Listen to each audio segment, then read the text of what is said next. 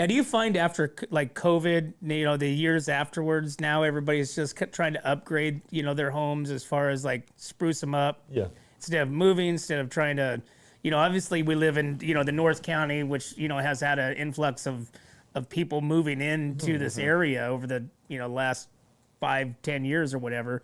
But, the home pricing instead of the building, obviously dirt's not readily available. Houses are, there's a lot of fixers up, especially at Atascadero.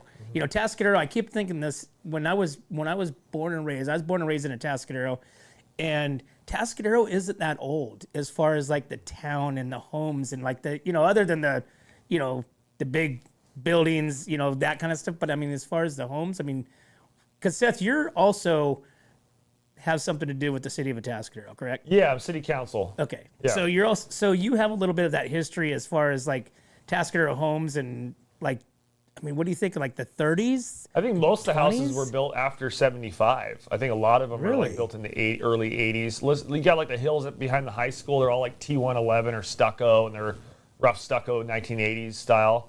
I mean, you have all the colony homes.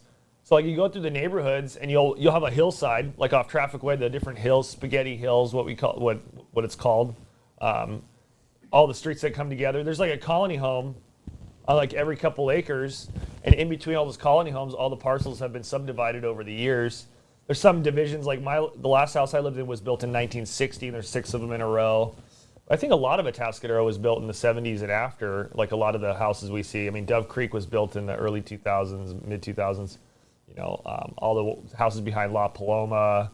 You've got like the condos by Chalk Mountain. They're all from the 80s, right? You have a lot of the west side, basically anything up in the hills. A lot of that is after the 80s. Some of it's in the 80s. So I think that, the houses aren't very old. So you don't have a lot of like the old houses like you see in downtown Paso or downtown SLO. Right. But yeah.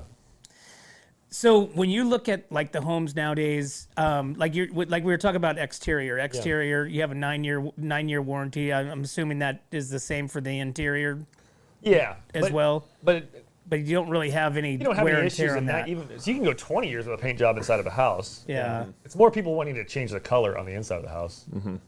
That's cool. Yeah. So Ryan, when you moved up here, and what was your first impression of the North County, Atascadero area compared to living down in San Diego?